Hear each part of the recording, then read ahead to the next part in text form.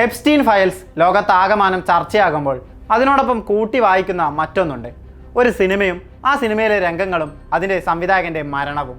കേവലം കോൺസ്പിറസി തിയറികൾ എന്നതിനപ്പുറം പുറത്തു വരുന്ന വാർത്തകൾ സൂചിപ്പിക്കുന്നത് ആ സിനിമയിലൂടെ സംവിധായകൻ നൽകിയത് ഒരു മുന്നറിയിപ്പായിരുന്നു എന്നതാണ്. അതും 26 വർഷങ്ങൾക്ക് മുൻപ് 1999 പുറത്തിറങ്ങിയ ഐസ് വൈഡ് ഷട്ട് എന്ന സിനിമയിൽ സ്റ്റാൻലി ക്യൂബ്രിക് പറഞ്ഞു വെക്കുന്ന പലതും ഇന്നത്തെ സാഹചര്യങ്ങളിൽ വീണ്ടും ചർച്ച ചെയ്യപ്പെടുകയാണ്. ടോം ക്രൂസ് നായകനായ ചിത്രവും എപ്സ്റ്റീൻ ഫയൽസും തമ്മിലുള്ള കണക്ഷൻ എന്താണ്? സ്റ്റുഡിയോയ്ക്ക് വേണ്ടി സിനിമയുടെ ഫൈനൽ കട്ട് സ്ക്രീൻ ചെയ്ത് ദിവസങ്ങൾക്കുള്ളിൽ ക്യൂബ്രിക് മരണപ്പെടാനുള്ള കാരണം എന്താണ്? റോത്സ്ചൈൽഡ് കുടുംബത്തിന് ഇതിലെല്ലാമുള്ള പങ്കെന്താണ്? ഐസ് വൈഡ് ഷട്ട് ക്യൂബ്രിക്കിന്റെ അവസാന ചിത്രം. ഡോക്ടർ ബിൽ, ഭാര്യ ആലിസ് എന്നിവരാണ് ചിത്രത്തിലെ പ്രധാന കഥാപാത്രങ്ങൾ. ടോം ക്രൂസ്, നിക്കോൾ കിഡ്മാൻ എന്നിവരാണ് ഈ റോളുകളിൽ എത്തിയത്. മാൻഹാട്ടനിലെ വെൽത്തിയായ അട്രാക്റ്റീവ് കപ്പിൾ. ഇവർക്കിടയിലെ ദാമ്പത്യ ബന്ധത്തിലുണ്ടാകുന്ന പ്രശ്നങ്ങളെ ചുറ്റിപ്പറ്റിയാണ് കഥ സഞ്ചരിക്കുന്നത്. ഇതേ തുടർന്ന് ഭാര്യയെ വിട്ട് ബിൽ ന്യൂയോർക്ക് നഗരത്തിലൂടെ അലഞ്ഞുതിരിയുന്നു. ഒടുവിൽ കറങ്ങി നടന്ന് ബിൽ ഒരു പാർട്ടിയിൽ എത്തിച്ചേരുന്നു. എലൈറ്റ് ക്ലാസ് മാത്രം പങ്കെടുക്കുന്ന നിഗൂഢമായ ഒരു പാർട്ടി. സമൂഹത്തിലെ ഉന്നതരായ പലരും ഒരു വലിയ കൊട്ടാരത്തിൽ ഒത്തുചേർന്ന് മുഖംമൂടി ധരിച്ച് പല ആചാരങ്ങളിലും ഏർപ്പെടുന്നു. സിനിമയിൽ ഏറ്റവും ചർച്ച ചെയ്യപ്പെട്ട രംഗമാണിത്. ഇതിന് സമാനമായ സംഭവങ്ങൾ Epstein കേസിലുമുണ്ട്.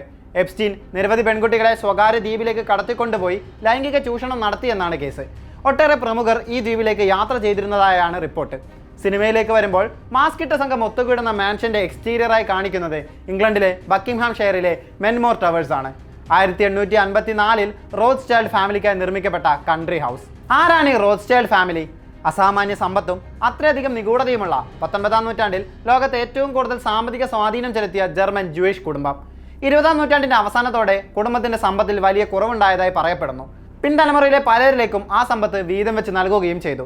Real estate, mining, agriculture, മറ്റ് സാമ്പത്തിക സേവനങ്ങൾ തുടങ്ങി നിരവധി മേഖലയിൽ ഇപ്പോഴും റോത്സ്ചൈൽഡ് കുടുംബത്തിന്റെ സ്വാധീനമുണ്ട്.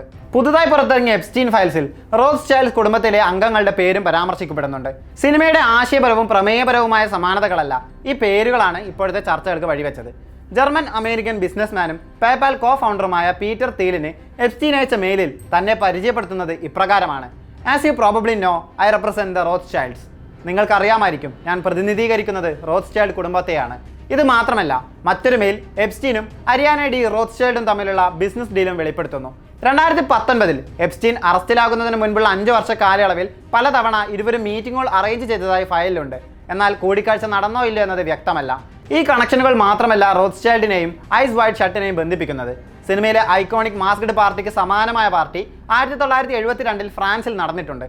ഹോസ്റ്റ് ചെയ്തത് ഇതേ റോത്സ്ചൈൽഡ് ഫാമിലി തന്നെ, അവരുടെ ഫാമിലി എസ്റ്റേറ്റിൽ. ഇക്കാര്യങ്ങളെല്ലാം കൂട്ടി വായിച്ചാണ് സമൂഹ മാധ്യമങ്ങളിൽ വീണ്ടും ക്യൂബ്രിക് ഐസ് വൈഡ് ഷട്ട് തിയറികൾ നിറഞ്ഞു നിൽക്കുന്നത്.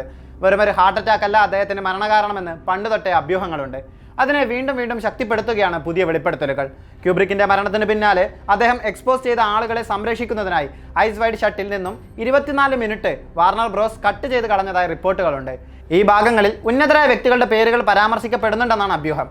ചൈൽഡ് ട്രാഫിക്കിംഗ് ഉൾപ്പെടെ നിരവധി കാര്യങ്ങളെക്കുറിച്ചുള്ള സൂചനകൾ സിനിമയിൽ ഉണ്ടായതായും അവയെല്ലാം റിലീസ് വെർഷനിൽ നിന്നും നീക്കം ചെയ്തതായും സ്ഥിരീകരിക്കാത്ത വിവരങ്ങളുണ്ട്.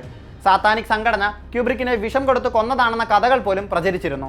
അതിന് കാരണമായതാകട്ടെ ഐസ് വൈഡ് ഷട്ടും. നിയന്ത്രിക്കാൻ ആരുമില്ലെങ്കിൽ പവർ, അധികാരം എങ്ങനെയാണ് പെരുമാറുകയെന്നാണ് ഐസ് വൈഡ് ഷട്ടിലൂടെ ക്യൂബ്രിക് പറയാൻ ശ്രമിച്ചത്.